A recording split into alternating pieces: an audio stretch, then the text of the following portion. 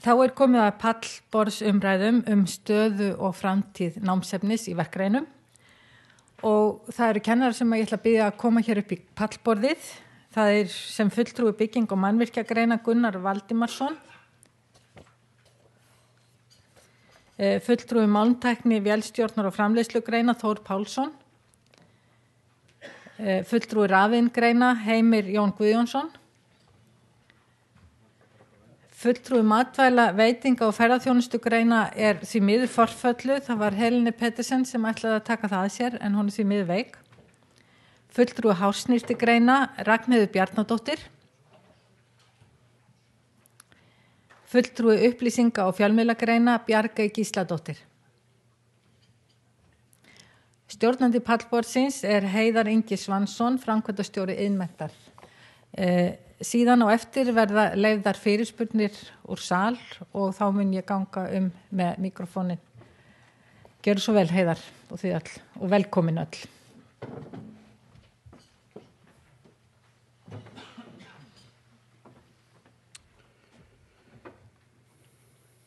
Komið þið sæl og verið velkomin á þessar ráðstefnu, gaman að sjá okkur hérna í dag.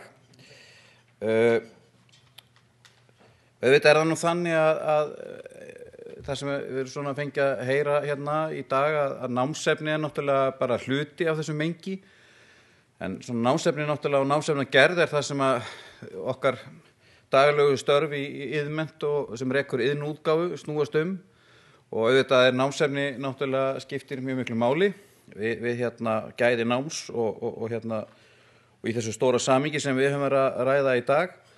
Það svo sem ýmislegt sem við gerum í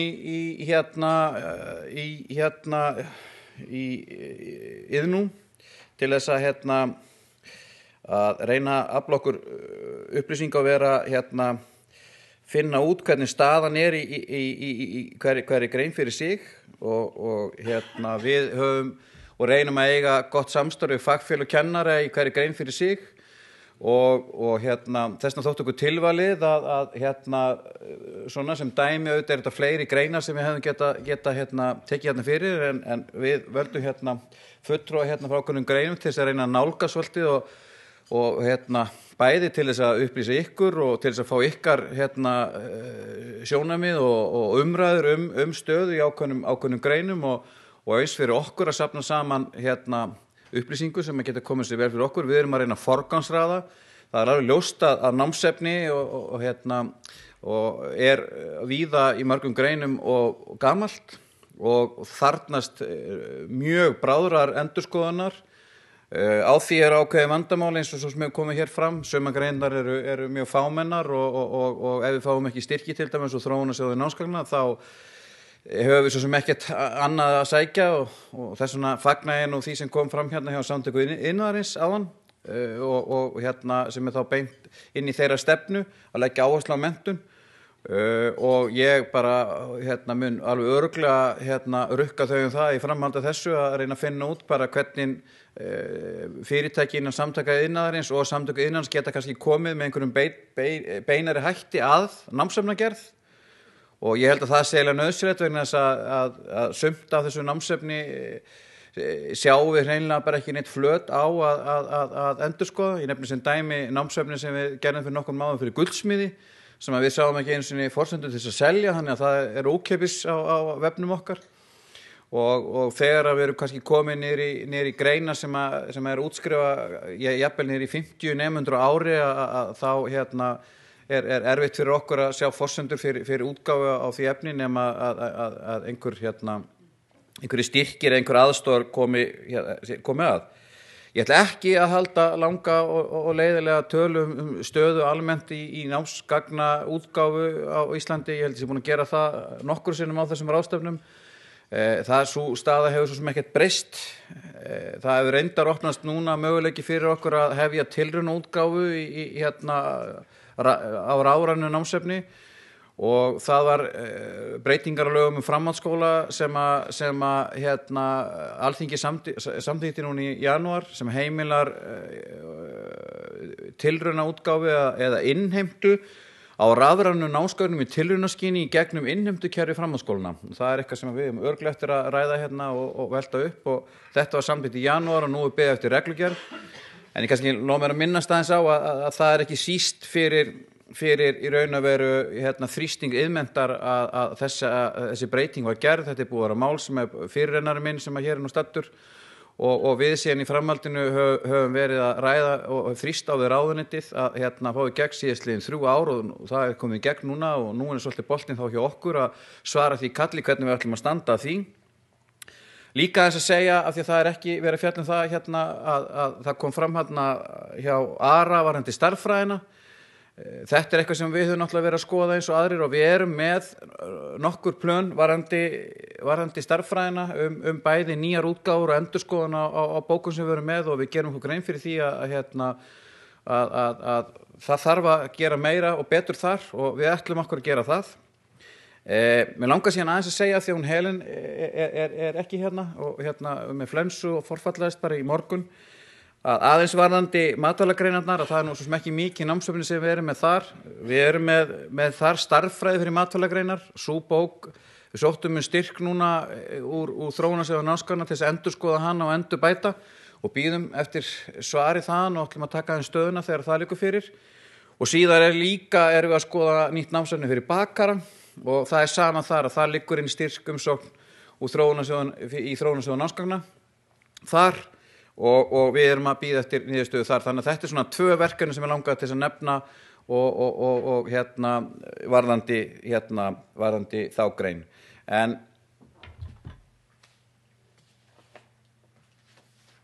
þá bara langar mig til þess að hátturinn verði þannig að hver og einn flytji svona stutta svona framsögu hverja grein og þegar við erum búin að fara á línuna þar þá bara eru umræður og ég vonast bara eftir því að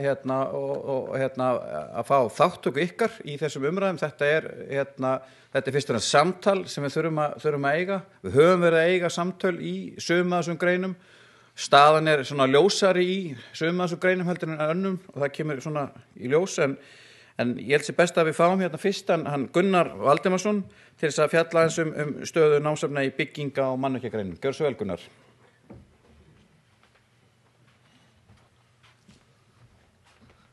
Góðan daginn, ágæta samstarfsfólk. Ég kem fyrir hönd bygging- og mannvirkjagreina og kem sem ég kennar í húsasmíði við Fjölbrautaskóla Suðurnesja. Í okkar greinum það svoleiðis að við getum sagt að það svo sem að mörgu leyti ágætlega staðið að. Það var gerð breyting á námskrá 2004 hjá okkur og þá komu ýmsar nýja bækur. En það eins og oft vill verða að endurskoðun á efni virðist eiga sér seint stað. Það virðist vera erfitt að breyta og bæta. Það sem kemur út ágætt og við höfum verið í ágættu samstarfi við Iðnó og rætt við þá og það svona í stuttu máli getum við sagt þetta sem hann minntist á hann Heiðar að þessi rafræna útgáfa sem hann kynnti fyrir okkur núna síðasta haust að hún mjög spennandi þar sem að bækur kom inn og hugsanlega hægt að tengja inn krækjur á ýmislegt efni sem að kennarar að safna sig saman en það kannski ýmislegt annað sem við þurfum kannski að skoða kennarar í fögunum það að setja okkar efni til þeirra inn og til þess að fleiri fá að njóta. Við erum svo sem líka með greinar hjá okkur það sem bara hreinlega ekki til neitt kennsluefni útgefið.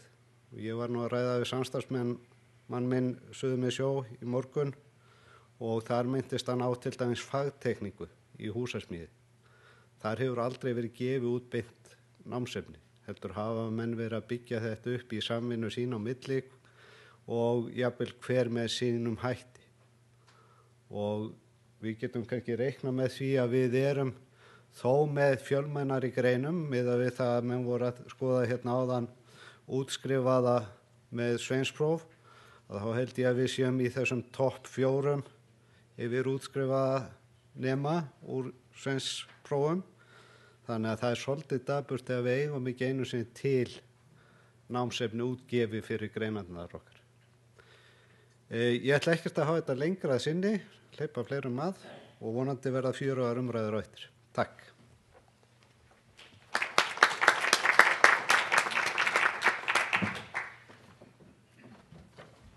Þá fáum við næst Þór Pálsson, en hann fulltrúi fyrir málmtækni, vélstjórna og framleiðslugreina. Gjörðu svo vel, Þór. Þá komið sæl. Ég þegar ég var undirbúið mig fyrir þetta, þá kíkti ég nú inn á heimasíðu nú til þess að athuga svona hvað var í boði. Og fyrst að mér datta í huga, þá er nú alveg kláraði á krökkunum finnst það líka, mér datti í hug fornbókaverslun. Þetta námsefni sem við erum með náttúrulega bara orðið ævagamalt, því miður. Og ýmsar náttúrulega ástæður fyrir því. Ég vil nefna einn höfund sem heitir Gunnar Syrjamaki, sem ég sem að félagar mínir nákvæmlega, þekkja mjög vel. Þetta virðist vera efni sem til. Þetta mjög, við getum sagt, illa framsett miðað við kröfu dagsins í dag og þannig að það má gera vel, bæta það mjög mikið. Nú, vélstjórnargreinar, þar sá ég að bækurnar voru svona 84-2000, það útgáfuð árin. Síðan kemur að vísu Guðmundur Einarsson á Ísafirði mjög sterkurinn eftir 2010 og virðist vera að skrifa þetta, bæta þetta og laga þetta til. Nú, að eigin skinni þekki ég Þorstein Guðlaugsson og Viðar Rósmundsson kannaðist ég við. Þetta voru menn sem voru mjög duglegir að gefa út efni fyrir vélvirkjana og rennismíðina. Þetta efni notað en þetta í dag. Grunnurinn náttúrulega ofsalega góður og ýmislegt mjög gott í þessu, en framsetningin náttúrulega alveg gjörsamlega út á túni með kröfu dagsins. Nú, nokkri titlar auðvitað litaðir að því að þetta voru kennarar sem að settu saman námsefni fyrir áfangar sem þeir voru að kenna og heftu þetta svo bara saman og gáðu þetta út og merkt vélfræði þetta og hitt og rennismíði þetta og hitt. Og auðvitað var náttúrulega bara gott og ég veit að þegar ég fór aðeins yfir þetta með kennurinn hjá mér Suður í Hafnarfirði að þá eru náttúrulega bara kennarar ennþá í þessu. Það verið að safna saman efni, kennarar auðvitað konur á netið eins og aðrir og fannir að fletta upp hvað til og vísa nemendum áfram og þetta náttúrulega eitthvað sem að menn verða að nota. Nú, það hafa auðvitað komið út efni eins og Iðanfræðslusetur og gefið út helling af efni í varðandi Suðuna sem bara mjög fínt. En ég spyr bara eins og maður að segja, erum við tilbúnir til að taka á móti þessum nemendum sem er að koma með þessa þekkingu og hæfni og færni sem þeir hafa í dag?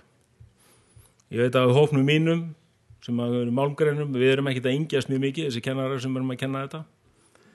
Við þurfum að vera mjög mikið á tánum og þeir eru það margir og náttúrulega sem flestir. Nú, það sem að þarf að gerast náttúrulega líka er að fagfélögin þurfa að vera svolítið sterk og ég man eftir því með minni stjórn þegar ég var nú formaður og í stjórn félagskennari í málmgreinum að þá vorum við að fá þessar umsagnir námsefni sem ætti að gefa út og alltaf tókum við jákvætt í það sem var verið að gera og þess að okkur fannst það þess virði. En svona eftir á hyggja þá kannski annað sem að við hefðum átt að vera sterkar í og það var að leggja einhverja línur og reyna að tala saman sjálfur það hvað við vildum láta gera og hvernig við vildum láta birta það. Og það það sem maður hvetur endilega að gera í dag. Nú, en því ég myndist á Þorstein að þá var hann nú svona einn af þessum sem að leta mann alltaf hafa ferskt efni. Ég man ennþá eftir spritlyktinni af stenslónum þegar hann var að láta okkur hafa efnið. En þetta náttúrulega bara fór í bók hjá honum og kom út og það ennþá að gefa út. Og það ekkert alveg í gær sem ég var að læra þetta. Nú, þetta viðhorf allt á netinu. Það þarf einhver að setja það á þangað. Og hverjir gera það? Það verður að vera þá kennararnir, segi ég. Og við verðum þá líka að, ef við erum að nota efni á netinu, að ganga úr skuggum að það sem er á netinu sé rétt, að nemandinn sé að fá réttar upplýsingar, en það er kannski ekki allt alveg korrétt sem að vera að setja þær inn. En þetta svona allavega atriði sem við þurfum að nota Ég svona miða við þessa yfirsýn mína hvað við vorum að gera eða hvað verið að gefa út, að þá grunnurinn mjög góður. Allt þetta grunnefni sem að við segjum að þurfa að liggja fyrir til að nemandi getur byggt ofan og það í lagi. En eins og komið það fram með fagtekningu og þegar menn eru konið lengra og tala eins og í CNC-tækni í varandi framleiðslugreinar málmennum, að þá eigum við bara ekkert efni. Það bara þannig. Ég ætla ekki að hafa þetta lengra. Takk.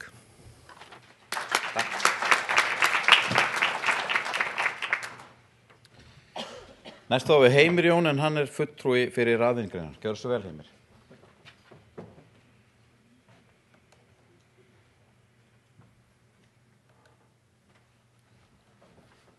Já, komið sæl. Í rafingreinum kannski örlítið annað upp á teininum, aðeins að koma inn á það hérna. Við höfum verið svo lánsum í rafinaðinum að við höfum haft rafinaðarsambandið þar á bakvið og erum búin að koma upp efni inn á svokallaða rafbók. Þar talsveit mikið efni eins og kemur hérna fram, ég vona að þið getið séð þetta. Það var byrjað að setja inn á rafbókina árið 2008 og þar mjög mikið efni. Það eru 258 hefti á íslensku upp á rúmlega 7.000 síður. 1100 hefti eru á dönsku sem við höfum fengið leyfi til að nota frá danska rafinaðarsambandinu. Það búið að þýða af þeim 30 hefti yfir á íslensku sem henta mjög vel til kennslu hjá okkur. Nú bara á árinu 2014 þá komu 10 ný hefti inn upp á tæplega 800 síður og inn á þessari síðu mjög auðvelt að bæta og breyta og laga ef eitthvað uppfæra reglulega og koma þá strax með þær nýjungar sem að koma fram.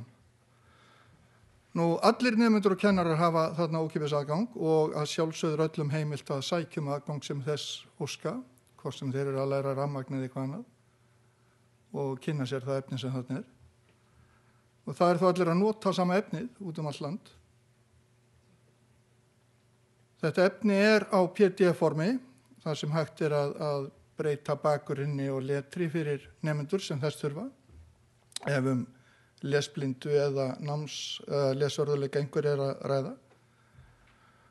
Og bara frá áramótum þá hafa 2200 notendur farið inn 5.300 sinnum.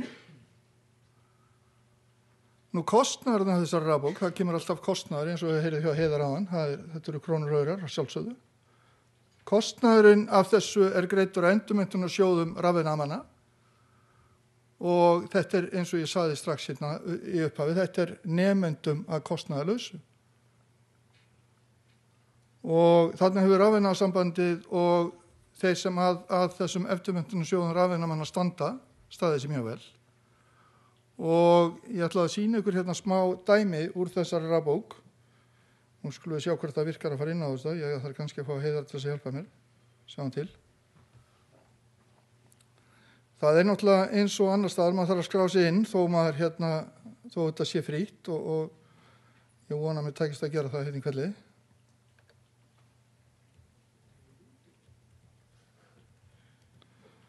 Ég veit ekki hvernig þetta þegar maður ætlar að gera eitthvað svona í kvelli.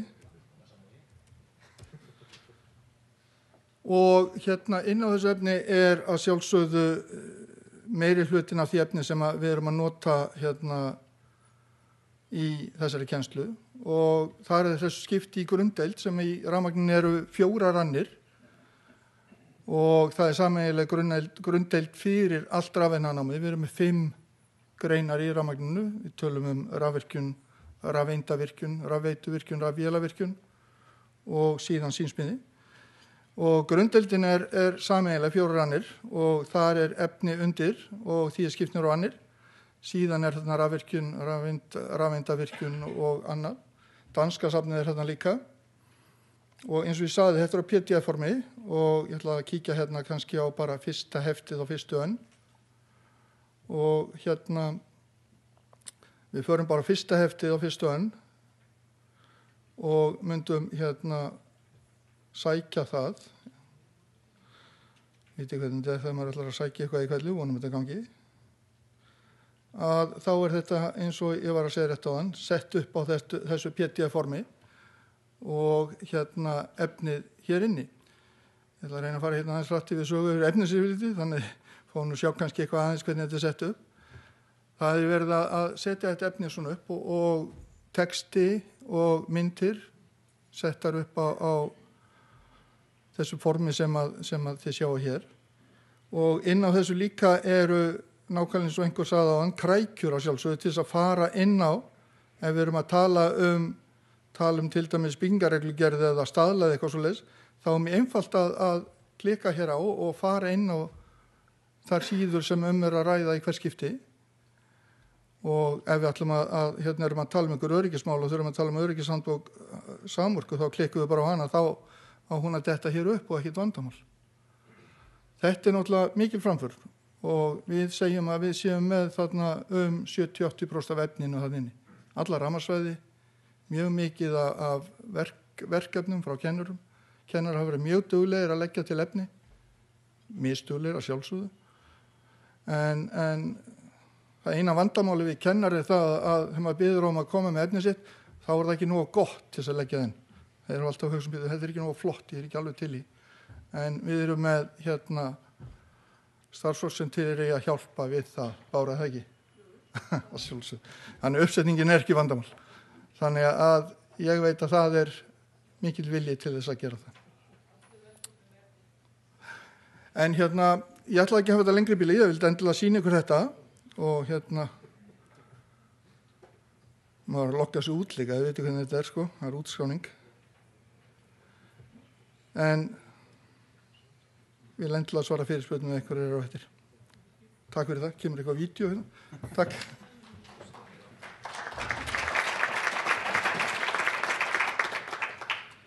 Takk að mér. Var alveg að bresta með einhverju myndbandi hérna sem var óumbeðið. Þetta var ekkert punk sko, mér sýndist mér, eitthvað bótt bara. En næst er það, sjá, ég ætla að fá hérna upp þessa, verður maður ekki að, það er ekki hægt að komast í gegnum eina ráðstefnu sem segja að tæknin sé eitthvað að stríða manni. Svona. En næst er það Ragnheiður Bjarnadóttir sem kemur hérna fyrir fulltrúi hársnyrtigreina. Gjör svo vel, Ragnheiður.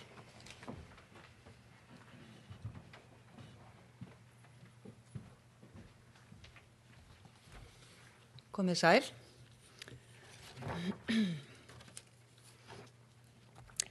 Lengi vel var svo til allt námsefni hjá okkur í hársnyrtifaginu á ensku og bundið við blöð. Þegar ég hóf störf við Iðnskólann í Reykjavík fyrir aðeins 10 árum var svo til ekkert rafrænt efni til. Klippa, lím og ljósrita var málið og teikna og glærur. Gamalt leysertæki var á svæðinu og leyserdiskarnir á stærð við 16 tommu pizzur. Horfðu langleitir nemendurnir á gamaldags efnið á túbusjónarskjá. Það hefur mikið vatn runnið til sjávar síðan þó rennsli þykir stundum full hægt með ferðina á hlutunum í kringum okkur. Í hársnyrtingu er notast við kennsluefni og kerfi frá Pivot Point, en það fyrirtæki er með höfuðstöðvar í Chicago og hefur náð mikilli útbreiðslu. Þetta er afskaplega gott og skilvirkt kerfi sem hefur reynst vel og gefur fagfólki víðan völl kost á að tala sama fagmálið ef svo má segja. Er ég að spila vídeóið eftir? Já, hvað maður sjá. Þau mándu bara hérna niður.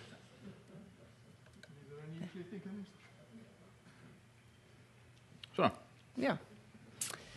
Við fengum loksins íslenskaða og útgefna bók í janúar 2013, hársnyrting undirstöðu atriði, og er þar að ræða heilar 500 blaðsíður af iðnfræði háriðna. Ég vil meina þarna hafi orðið vatnaskil í námi og kennslu í faginu. Vinnubók í tengslum við bókin er í þýðingu og verður væntanlega gefin út næsta vetur sem er afskaplega gleðilegt. Ég er mjög þakklátt iðnú fyrir þeirra aðkomu að þýðingu og útgáfu þessara bóka. Aðrar námsbækur í faggreinum háriðna er á ensku en er á stórum hluta með myndlýsingum. Við notum að auki mikið erlent efni. Þetta er tískufag, tekur sífelldum breytingum og þarf að vera með lifandi efni öllum stundum. Við notum erlent efni, myndiska og forrit sem er að færast mjög í aukana. Auðvitað er stór hluti námsefnisins í faginu ekki bundi við text og bækur, en nemendur þurfa sjálfsögðu hár og ýmiss konar áhöld og efni til að geta lagt stunda hásnirti námið. Við munum innan tíðar taka inn online learning system frá Pivot Point sem gerir nemendum meðal annars auðveldara fyrir að kynna sér efni, aðferðir og verkefni fyrirfram og mæta undirbúnari til leiks. Bókin sem hefur verið íslenskuð og vinnubókin væntanlega eru samofnar þessu online kerfi og styðja það algjörlega. Við verðum því nokkuð vel búin hvað námsefni snertir þegar þetta hefur allt verið tekið í gagnið næsta vetur. Nú er mestum vert að græja okkur vel upp þannig að kennarar og nemendur hafi þau tól og tæki sem þarf til að nýta upplýsinga- og samskiptatæknina sem best og skapa tækifæri til endurmenntunar kennara til að geta mætt nemendum þar sem þeir eru og þar sem þeir verða staddir innan tíðar. Þessar mundir eru þeir skólar sem kenna hársnýstingu að skrifa nýja námskrá fyrir greinina. Uppbygging námsins breytist þó nokkuð og áhersla verður lögð á aukna efnaþekkingu, umhverfisvitund og heilnæmari leiðir í faginu.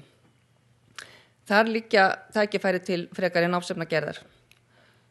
Við höfum þó verið með eina litla rafbók í varðandi græna hársnýstingu sem hefur reynst okkur vel og viljum að sjálfsögðu sjá fleiri rafbækur fæðast. Eftir nokkur risjóta tíð er framtíð hársnýtifagsins nokkuð björt, litrík og lokkandi, afskaplega spennandi og full af tækifærum. Þakka fyrir mig.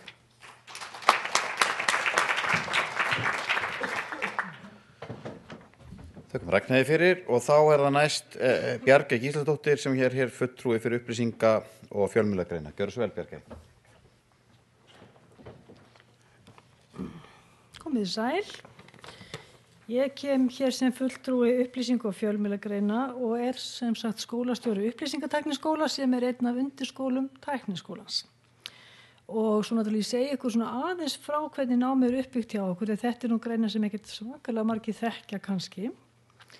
Við erum annars vegar með tölvubraut sem skiptist í grunnnám og sérhæfingu í forritun, kerfistjórnun, gagnarsafsfræði og vefþróun. Hins vegar með upplýsingu og fjölmiðlabraut sem skiptist í grunnnám upplýsingu og fjölmiðlagreina og síðan sérsvið í grafískri miðlun, ljósmyndun, prentun og bókbandi sem eru allt löggiltar iðngreinar. Þannig þetta eru mjög ólíkar brautir. Tölvubrautin hjá okkur, við erum í raun og veru kannski eini skólinn á landinu sem kennir tölvubraut sem sagt, hvað maður segja, svona langt. Einhverju skólar eru með grunddeildir en við erum með sem sagt sérhæfingu í tölvunum alveg í 6 til 6,5 annar. Og það er braut sem er í stöðri endurskoðun og hún verður að vera það vegna þess að við þurfum alltaf að kenna það nýjasta og umhverju breytist alveg dag frá degi í þessum greinum eins og við vitum. Og þarna þarf stöðugt að endurnýja námsefni. Engin afstöðu gefin á því. Svo er upplýsinga- og fjölmiðlabrautin. Þar er verið að endurskoða líka. Það er svo sem ekkert ósvipað. Þetta er upplýsingatækni og hún breytist stöðugt. Nú stendur til að sameina hjá okkur kennslu í prentun, bókbandi og prentsmíð og þá verða í raun og veru 2 leiðir í gegnum þessa braut, annars er í gegnum grafíska miðlun og hins vegar í gegnum ljósmyndun. Og þetta teljum við að sé meira í takt við nýja tíma og meiri samræmi við það sem er verið að gera annars staðar á Norðurlöndunum. En samhliða þessari breytingu þá þarf við þetta endurskoða námsefni.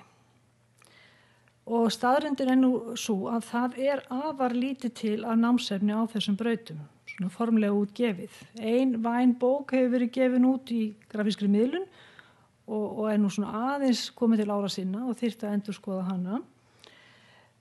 Námsefni er öðru leyti eingöngu það, eða svo til eingöngu það sem að kennarar semja sjálfir. Þeir hafa jú vissulega margir hverju sótt styrki til ráðuneytis til þess að fá eitthvað greitt fyrir sína vinnu.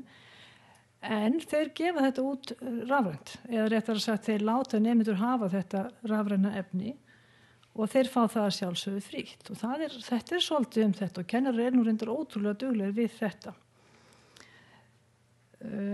En eins og ég segi, nemendur fá þetta námsefni frítt, það fylgir bara með kennslunum á segja sem bara kennsluefni, námsefni, en það ástæðalaust að láta þau borga fyrir þetta, má segja. Svo aftur á móti má segja ef kennarar fá greitt fyrir að semja námsefni þá er væntanlega eðlilegt að nemendur greiði fyrir það.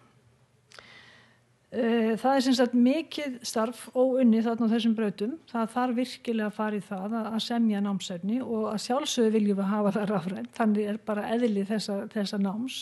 Það allt rafrænt. En ef ætlunin að láta nemendur greiða fyrir námsefni eins og hefur nú komið fram hérna, það sé svona tilrauna í því, hvort sem það þá innifalið í skólagjöldum með annan hátt, þá held ég að höfundar við þurfum að vera alveg með það að reyna höfundar þurfa að fá greitt fyrir vinnu sína. Eins og staðan hefur verið þá þetta eitthvað sem kennir að gera bara meira og minna í sjálfboðavinnu, hvort sem það að semja efnið, þýða það eða tína það saman og koma því svo í það form að nemendur geti nýtt sér það. Rafiðnaðurinn hefur gert til dæmis afar vel við sína nemendur í gegnum rafbókina. Þar er efnið allt frítt fyrir nemendur.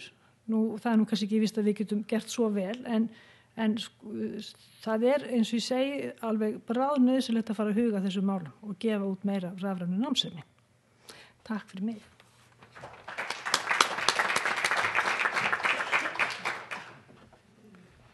Takk fyrir þetta. Það var nú margt athyglisvert sem fyrir mig allan sem kom hérna fram. Eitt til dæmis sem við höfum verið að velta fyrir okkur er það að það náttúrulega töluvert efni sem er svona staðbundið í skólanum sem kennarar hafa verið að semja og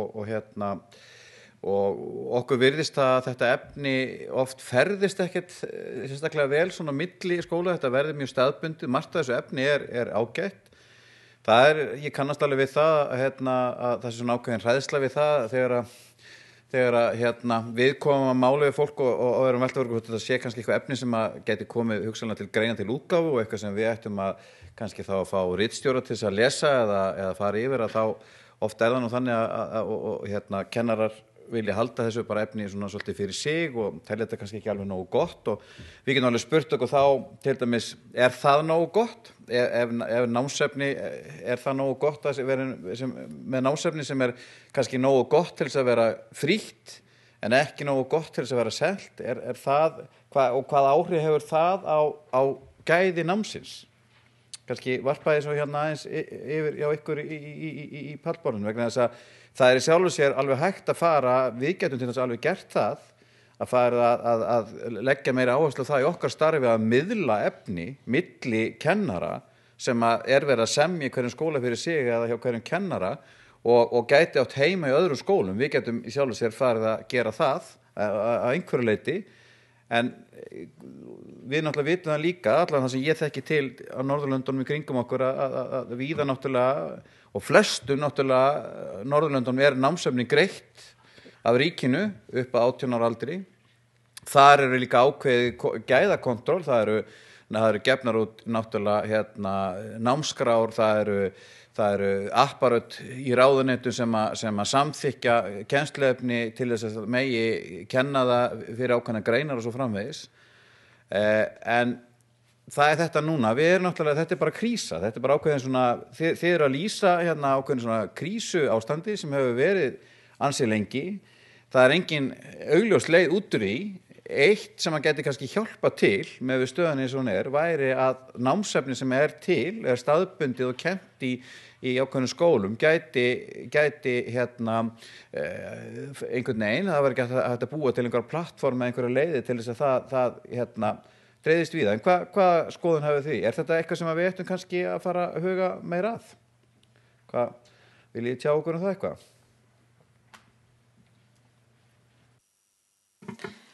Já, ég held að þetta kannski gæti mitt verið máli og reyndar manni nú eftir því að við vorum ekkert að ræða þetta svona á fundum hjá okkar kennurum að þetta væri nú kannski mitt málið en þá allavega minni með að þetta hafi nú strandað á greiðslum eða eitthvað slíkt ekki rétt hjá mér. Jú, en það var líka spurning eins og ég segi ástandið svona eins og og það kannski hvaða kröfur getum við gert. Ég meina þetta frjáls markað, námsefnismarkað í Íslandi frjáls, hann styrktur úr aðalega úr þróuna einum sjóði og það eru fámenna greinar sem ekki fjárhagslega grundvöllur til þess að skrifa námsefni og þá þetta til dæmis bara þá bara aðlögun. Sumir myndu segja þetta var uppgjöf gefast upp að bjóða upp á námsefni sem að eða semst að leggja meira áherslu á það að deila. Nú svo þetta líka varðandi stéttarfélögin og það athyglisvert þetta með rafbókina. Ég hef velt þessu til dæmis töluvert fyrir mér, hvernig það sé með og ég held að þetta þurfa að ræða svolítið til dæmis við fleiri stéttarfélög. Ég held að þetta dæmi með rafbókina sé mjög athyglisvert og það spurning, það getur vel verið að það sé ekkert endilega nákvæmlega með þessum hætti sem að stéttarfélög gætu notað endurmenntunar eða símenntunar sjóði en einhver leyti þetta ég hef kannað aðeins og ég hef meira sér sótt styrk til útgáfu og fekk það svar viðkomandi sjóði að það væri það væri þessi sjóður væri fyrir endurmenntun og símenntun en ekki til þess að fjármagna kennslefni fyrir framhaldsskóla og það að sjálfsögðu alveg rétt, þannig var kerfið hugsað. Rafiðnaðarsambandið ákvað það að taka þetta svolítið skrefi lengra og auðvitað náttúrulega fullt af efni inn á rafbókinni sem að náttúrulega sjálfsögðu nýtist líka í endurmenntun og símenntun. En það kannski er það eitthvað sem þarf að skoða meðan ástandið svona, það náttúrulega geti breytt þessu landslagi mikið að stéttarfélög myndu endurmenntun og símenntunar sjóði stéttarfélaga myndu eitthvað koma að námsefnisgerð í hvaða formi sem það er. Það kemur líka ein spurning varðandi þetta er varðandi tungumál.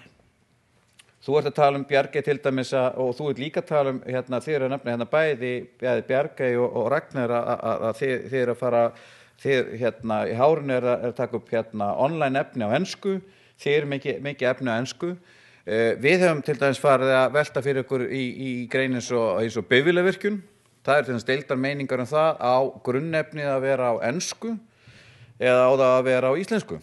Og ég hef til dæmis rætt þetta við Bílgreinasambandið. Skoðun Bílgreinasambandið er svo að það er að kenna á ensku vegna þess að öll endurmenntun og símenntun bifvélavirkja fari fram á ensku, allir hermar sem eru að vinna og allt sé á ensku. Þetta eru líka deildar meiningar og bæði milli skóla og kennara. Hafið þið skoðun eitthvað á þessu? Þór, gjörðu svo vel. Já, kannski byrja þess á þessu með efnið á milli skóla. Ég veit að til dæmis að Guðmundur Einarsson á Ísafirði, hann lánaði þetta bara í gegnum kunnískap að leyfa mönnum pröfukeyra efni sem hann var að setja saman áður en það fór í útgáfu. Varðandi námsefni og erlendu tungumálið, þetta er svolítið sérstakt en þess að ég man eftir í þegar ég var 16 ára í fjölbreyttu breiðholt til að læra rennismíði, þá vorum við með danska bók sem hét Verkstedsteknik og maður náttúrulega skildi ekki orði í henni en þess að hún var náttúrulega bara á fagorðum, þetta hafði maður einhvern grunn í dönsku en fagorðin náttúrulega skildi maður ekki neitt, vissi ekkert og ég veit að eina ástæðan sem að Þorsteinn gaf upp fyrir því að hann fór út í að búa til íslenskt efni var svo að hann fréttaði út í bæ að hann væri að kenna dönsku í fjölbreyttu breiðholti. Þannig að þá fórum menn að stað að íslenska þetta. Ég allavega mín skoðun á þessum varðandi tungumálin er svo að grunnnámið þarf að fara fram á íslensku. Þegar menn eru komnir lengra og farnir að sinna efnum og tala eins og í bílgreinunum, að þá held ég að enskan sé eitthvað sem að menn verði að taka alvarlega.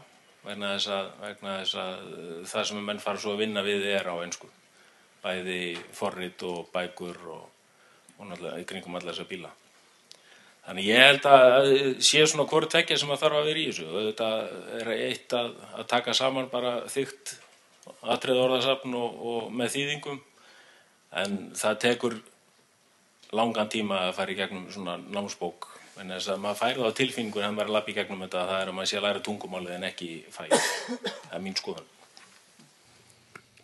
Viljið fleiri tjá okkur þetta, Heimir? Björnsvöld? Nú það svolítið sjó okkur að þó að mikið efninu sé komið inn á rafbók þá samt verið að kenna áfanga sem að eru verið að nota forrit sem eru á ensku eins og til dæmis í forritunum raflögnum sem eru teknar á 2 síðustu árunum. Þar að sjálfsögðu verið að nota efni á ensku og nemendur þurfa að geta skilið enskan texta.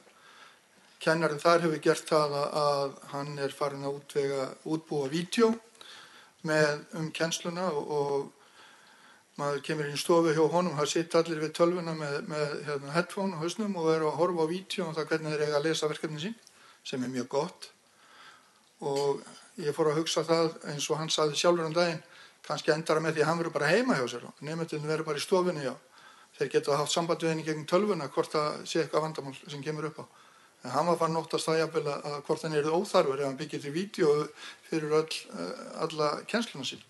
En ég held að það sé ekki vandamál. En þar enska notuð og við notum ensku í ákveðnum áföngum þar sem að nýjungarnir eru mjög örar, eins og í fjarskiptatækni. Þannig að, en allt grunnefni á íslensku, það mín skoðun að það eigi að vera þannig. Já, það kannski svona rímar við það sem við höfum verið að horfa á hjá okkur að reyna að einbeita okkur að grunnefninu og til dæmis ef við tökum til dæmis bifvélavirkjuna þá hefur það verið okkar skoðun að það væri ástæða nú verið að kenna í grunnnámi bifvélavirkjuna ef til dæmis verið að kenna enska þýsk bók sem þýdd yfir á ensku að það væri æskilegt. En þá til hans kemur að því að við höfum sótt 3 sinnum styrk fyrir kennsluefni í bifvélavirkjun og þróunarsjóður námsgagna og ekki fengið og við sóttum styrk frá Bílgreinasambandinu og þeirra skoðum að svo efni eftir á ensku þannig að það bara svona einhver svona ákveðin svona pattstaða í því í bíli allavega en það svona það sem við höfum verið að vinna eftir að reyna að koma með kennsluefni fyrir í grunnnáminu á íslensku og svo tæki við efni á ensku. Ég held að komið færi að opna fyrir fyrirspurnir og Guðrún Hrefna hér með mikrofón þannig að ég held að þetta endilega fleiri að blanda sér í þessu umræðu sem við erum með og gefið endilega Guðrún merki. Já. Einhver sem vilja tjá sig? Sæl, Ágústa heiti ég, kenni skrúðgarðyrkju við Garðyrkjuskólann. Mér finnst mjög áhugavert þetta með rafbókina, alveg rosalega flott og þetta frábært ef fleiri stéttarfélög geta gert þetta en þau eru náttúrulega misstór og kannski með mikla burði í að setja svona kerfi upp. Þannig að mér langar að vitið þið hvað kostaði að setja þetta upp og hver svona rekstrakostnaðurinn á þessu. Og svo líka spurning hvort að iðnmennt geti verið með svona kerfi kannski fyrir bara flestar af þessum inngreinum. Bara verið með eitthvað svona online bókadæmi. Og svo ein spurning viðbót, við til ykkar alla. Hafið þið eitthvað skoðað, eða eru þið í einhverju samstarfi við skóla í Evrópu, aðra sem að kenna sama fag upp á einhvers konar samvinnu við gerð námsefnis. Við höfum gert þetta svolítið í Garðyrkjuskólanum og meistarafélagið okkar hefur verið í þessu og þetta hefur skilað mjög góðum árangri. Við fengið mjög mikið af fínu efni út úr svona samvinnu. Já, takk fyrir þetta. Rafbókin, Heimir? Guðrún Hrefna, Ísleifur svarar spurningunum kostnað, hann mjög góður í því. Gott að hafa vel manna í salnum. Gjörðu svo vel, Ísleifur. Já, Ísleifur heiti ég, framkvæmdastjóri fræðsluskrifstofu rafiðnaðarins og rafbókin mitt hugafóstur alveg frá upphafi. Rafiðnaðurinn búinn að leggja alltaf segja svona rúmar 40 milljónir í þetta frá upphafi. Rekstrakostnaður þetta byggt á Jómla umsjónarkerfi. Hýsingin kostar ég borga fyrir hýsingu á rafnám og rafbók pluss 1 tími í vinnu 20.000 á mánuði og núna Bára sem situr hérna hjá mér, hún komin í fullt starf til þess að sinna þessum málum og það alveg á hreinu að rafiðnaðurinn mun standa bara mjög og stendur mjög massíft bak við þetta. Og mun halda því áfram eftir því sem að mér tjáð af forkólfum rafiðnaðarins. Og sambandi við samstarf við Norðurlöndin, að þá höfum við átt alveg gríðarlega gott samstarf við Danina og það verður ekkert láta á því og þeir hafa leyft okkur að setja allt sitt efni þarna inn endurgjaldslaust. Það að vísu vel merkt sem sagt höfundavarið og við megum þýða allt það efni sem við viljum frá þeim á þess að borga fyrir það. Og þetta hefur verið bara alveg gjörsamlega ómetanlegu stuðningur í þessu. En mest höfum við fengið frá kennarunum og það bara ákveðin taxti sem ég ætla ekki að upplýsa hér en það bara hver áslott sem að þeir fá og ef það eru mikla teikningar og mikil vinna við það að þá það borgað í viðbót. Takk. Já, þetta náttúrulega glæsilegt og ef náttúrulega ég var nú bara að tala kannski að gera eitthvað tilraunaverkefni með stéttarfélagi kannski fyrir jafnvel þó ég fengi 500.000 eða þó það væri bara 1 milljón til þess að pröfa og jafnvel að finna verkefni með einhverjum endurmenntunar eða símenntunar sjóðum það sem hægt að gefa út efni sem sannarlega á heima bæði í símenntun og endurmenntun og líka sem passar og ég held að niðurstaðan sé sú kannski hvatning til okkar að pröfa þetta bara, láta svolítið á þetta reyna. Þetta gamalt kerfi sem var sett upp og margir kannski þekkja þegar þetta kerfi var teiknað í byrjun. Stéttarfélögin sæju símenntun og endurmenntun, ríki sæju námsgögn fyrir framhaldsskóla, ríki ákvað síðan að greiða ekki námsgögn fyrir framhaldsskóla, heldur láta markaðinn sjá það og markaðurinn ekki að sinna því. Þú veist, það markaðslega forsendur fyrir útgáfu á námsgögnum þannig að það hafa afar fáir áhuga á því að sinna því. Eins og þið sjáu að það ekki mikið af öðrum aðilum heldur en iðnú og síðan bara einstakar kennurum sem að gefa út kennsluefni fyrir iðngreinarnar. Varðandi rekstur á svona, við náttúrulega svo sem rekum okkur náttúrulega þó við séum non-profit fyrirtæki, þá náttúrulega erum við samt við þurfum náttúrulega að hafa tekjur og við erum með ákveðin rekstur og útgjöld og höfum tekjur náttúrulega af sölu námsgagna eða bóka á móti. Við höfum náttúrulega verið að velta fyrir okkur rafrænni útgáfu á því leyti með nokkurum hætti, meðal annars að reka bara svona veitu sem að seldi námsgögn og innheimtan af námsgögnunum væri gerð í gegnum innheimtukerfi framhaldsskólanna. Við erum núna að skoða þetta í stærra samhengi, við erum að skoða þetta með grunnskólanum, semst með því sem að heitir núna Menntastofnun, sem að áður sameinuð námsgagna og námsmatsstofnun, sem er í raun og veru ríkiseinanguna á útgáfu á kennsluefni fyrir grunnskóla. Það gerir þetta sameiginlega með fyrir grunnskóla og þá aðra sem þetta á grundvelli félags íslenskra bókaútgefenda, þannig að það önnur bókafólu í þessu heldur við. Þannig að við erum að skoða það, en það náttúrulega bara okkur tekjumódel í því, það verið að selja námsgögn sem eru innheimt í gegnum innheimtukerfi grunnskólana, framhaldsskólana, en kostnar við það að taka út millileið og þú sérð bók sem þú kaupir út á bókabúð, ef við tökum álagninguna af henni, þá getur þú lækkað verðið strax 40% cirka til þess að ef þú getur gert þetta þannig. Síðan hitt það að þetta að því að við erum líka byggjum náttúrulega félagslegum grunni að það að fara kannski að gera samhliða, annars vegar að vera með bjóðu upp á einhvern plattform til þess að kennara bara geti sjálfur deilt efni sína milli sem þá frítt og auðvitað höfum við ekki tekjur af en við getum kannski rekið eða séðum samhliða öðru, við þurfum náttúrulega þá líka hafa tekjur.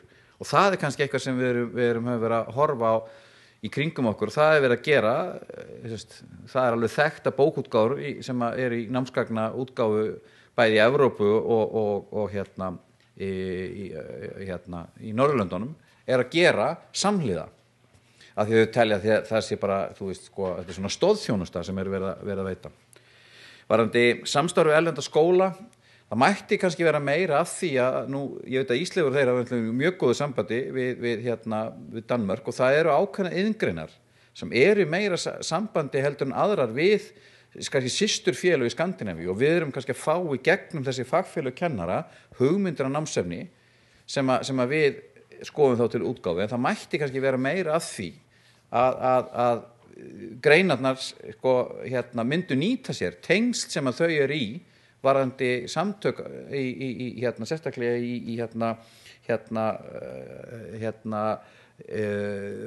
sem skal ég segja til þess að fá hugmyndir. Hvað segir þið? Viljið þið bregðast eitthvað við þessu? Eru spurningar í salnum? Ég veit nefnilega að Heimir, hann var að sína okkur alveg ótrúlega hluti á það, en ég held hann sé með meira í pússi sínu. Getur það ekki verið rétt, Heimir? Það er þannig málmvexti að kennarar eru náttúrulega að vinna ótrúlega hluti út í skólanum. Og það sem hefur gerst núna á undanförnum misserum er það að kennarar eru að búa til myndbönd, kennslumyndbönd. Og í fjölbrautaskólanum í Breiðholti er mikil gróska í því, bæði í snyrtifræðideildinni hjá okkur, við erum með nokkra snyrtifræðinga hérna, og einnig í rafvinnadeildinni. Og ég veit að Heimir er með dæmi slíkt myndband sem væri dálítið gaman að sýna. Og þegar menn að tala svona plattform, og ég hefði einmitt áhuga að heyra í fleirum í pallborðinu þessa hugmynd miðlun námsefnis, að þá kemur koma þessi myndbönd líka mjög sterkt inn. Svo það hvort maður finnur þetta sko. Á meðan Heimir að stilla þessu upp og að því að ferða að tala svona margmiðlunarefni, þá það bara næsta mál hjá okkur að fara að setja svona inn á rafbók. Það alveg hreina línu, við erum ekkert að stoppa bara við PDF-bækur, það verður haldið áfram og það bara mín framtíðarsýn er það að bara fara á fullt með margmiðlunarefni í rafvingrinu. Já, þetta frá kennar sem heitir Helgi Remarsson, hann búinn að gera þetta fyrir mjög mikið af sínu efni. Ég fekk leyfi hjá hann til að taka eitt dæmi, ég í raun og veru veit ekki nákvæmlega hvaðan þetta kemur, við skulum sjá hvað gerist ef ég reyna að spila þetta allavega.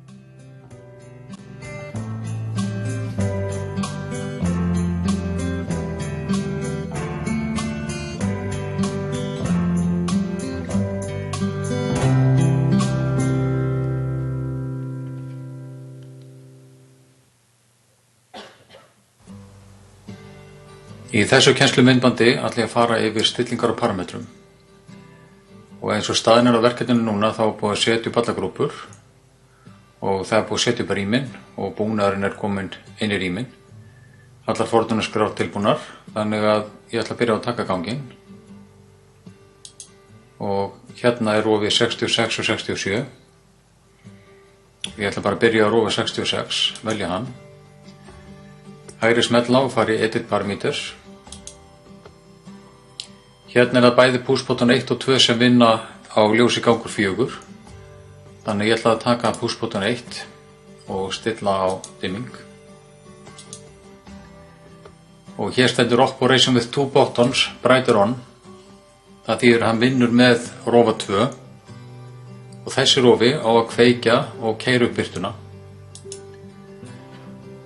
Og pushbutton 2. Dimming. Operation with 2 buttons, darker off. Þess á að keyra niður birtuna og slökkva.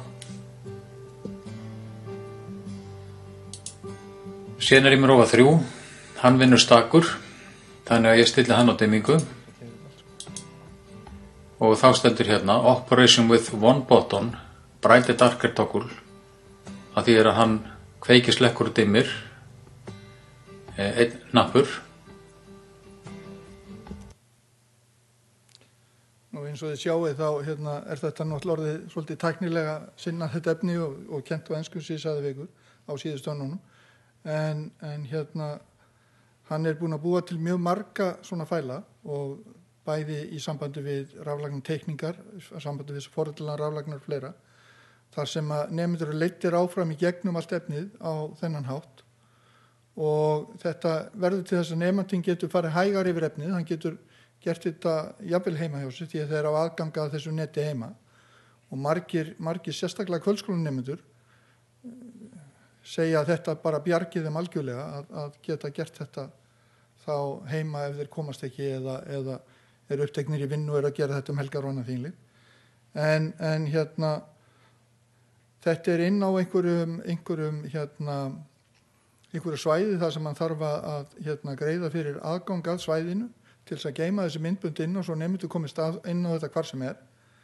Og það er ekki hátt gjald en það er þó gjald sem man þarf að greiða. Og þegar maður er komin yfir ákveðið mikið magn af efni þá þarf að borga hærra gjald. Þannig að ef einhver miðlun, hvort sem það er iðnmennt eða einhver annar vildi fara að safna saman svona efni, þá náttúrulega er þetta komið öll fög inn, þá er þetta náttúrulega orðinn einhver kostnaður, en þetta var svona bara smá sýnisókn hérna, og ég veit að í þessu sem hann er með hérna Helgi, þá er hann með alveg gífurlega mikið magn af myndböndum og kennsluefni, eins og ég segi fyrir marga grein. Ég veit að til dæmis Háskólanum í Reykjavík er kennsla í teikningum öll á þessu formi, og ég veit að það eru margir nemendur sem er í framhaldsskólanum sem hafa verið að reyna að komast í efni, eins og við tölum áðan. Þetta er bæði fyrir grunnnám, þetta er líka fyrir endurmenntun og fleira.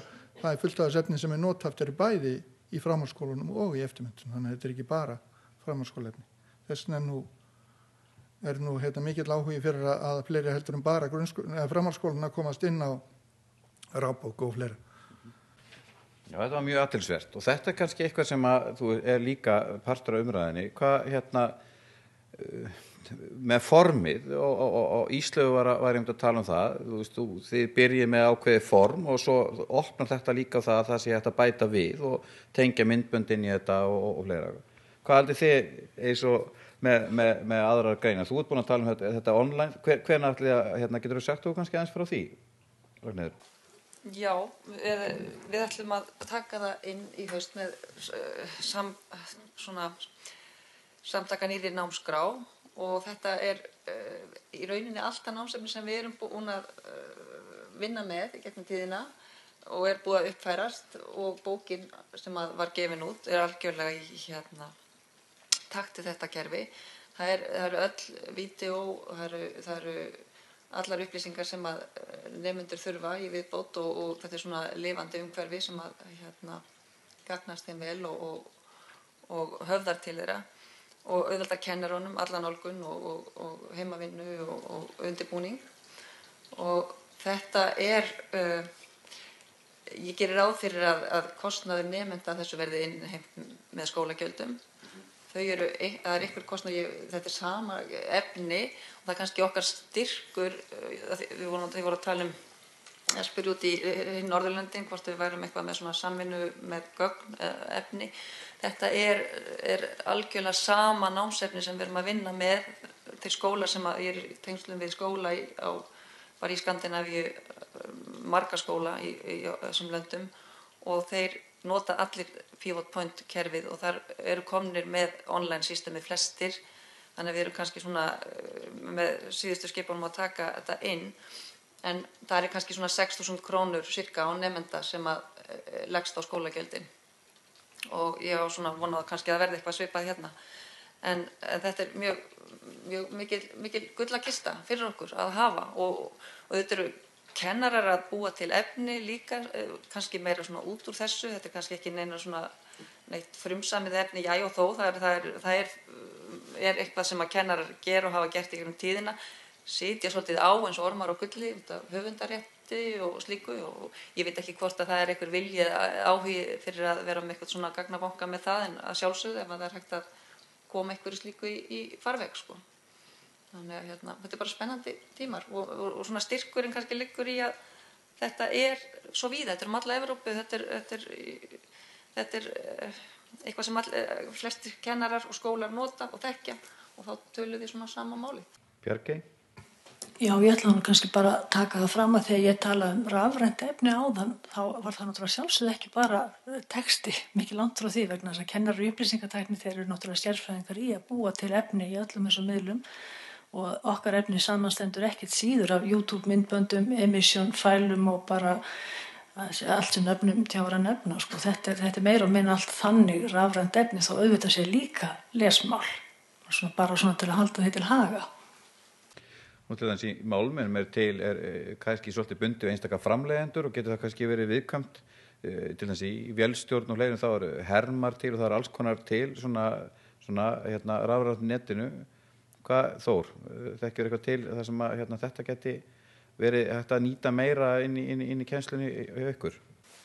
Já, þetta er náttúrulega gríðarlega mikið efni til, og menn að vera að nota þetta, sko, bæði söluaðilar, til dæmis það sem ég þekki best í spóntökunni, þá náttúrulega eru þeir sem eru að selja bæði vélar og verkfæri til þess að sem eru notuð þar.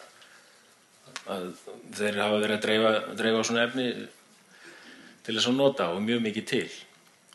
Mér finnst líka að þetta er mjög áhugaverð hvernig kennarar geta farið að nýta þessa tækni betur að taka upp á skjámynd þar sem þeir að vinna við eins og til dæmis bara í tölvutekningu eða svona forritun eins og Heimur að sýna ykkur á að þetta hjálpar nemendur rosalega mikið að geta unnið þetta þegar á sínum hraða og þegar þeir hafa tíma og það saman. Auðvitað eru kennarar kannski eitthvað að stimpla þessu út úr kennslustofunni en ég held ekki, en þess að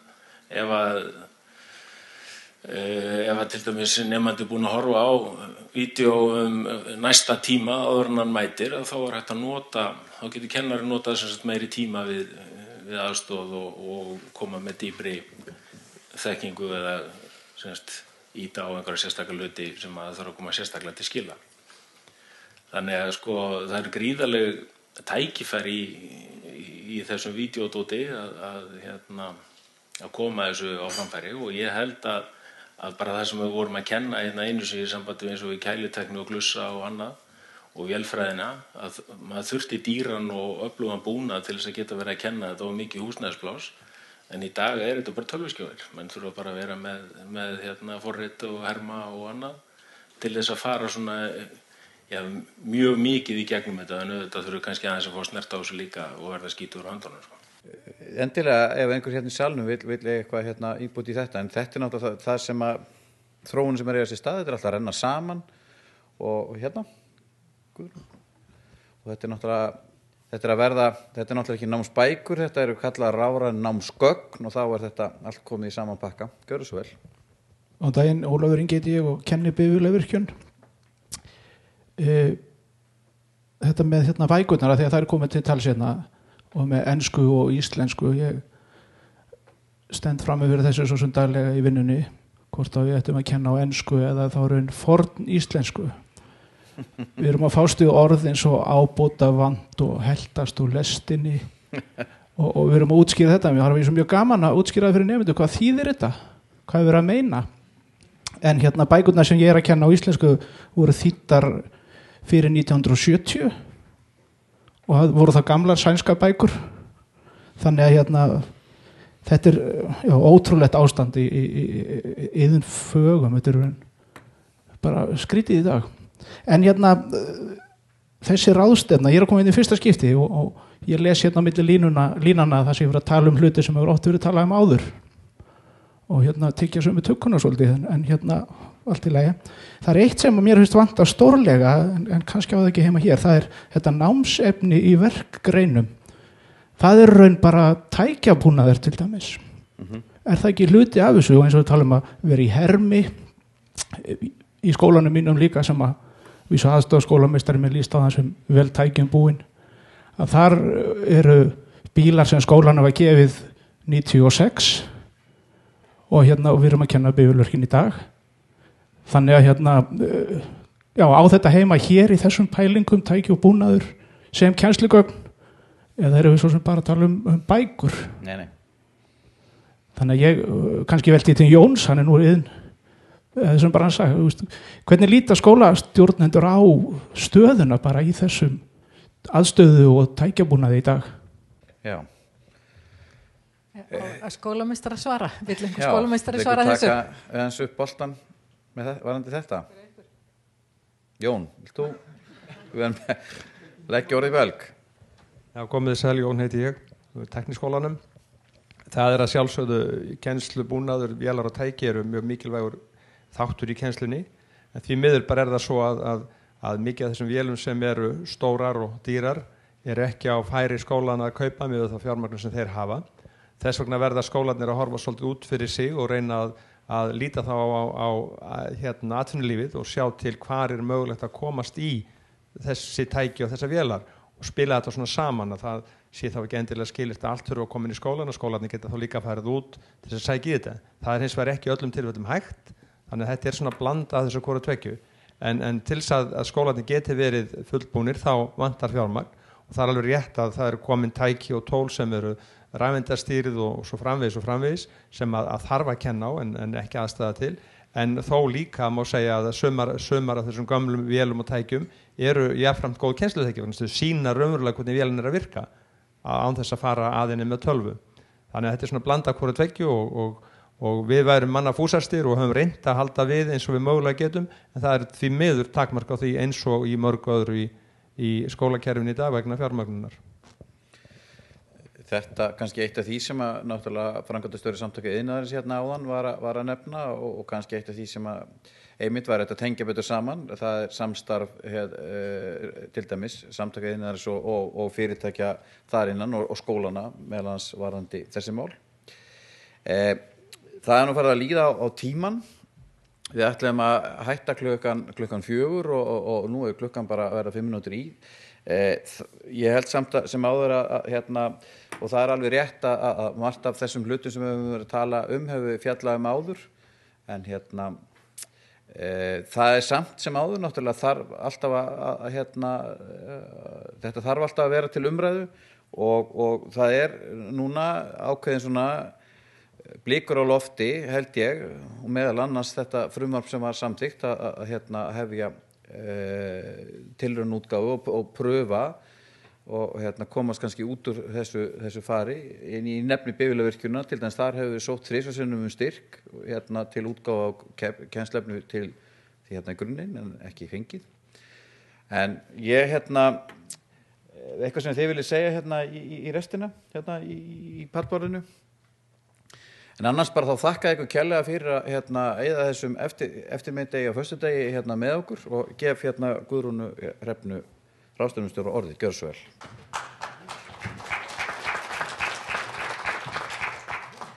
Já, góðu gestir og kæra pallborð.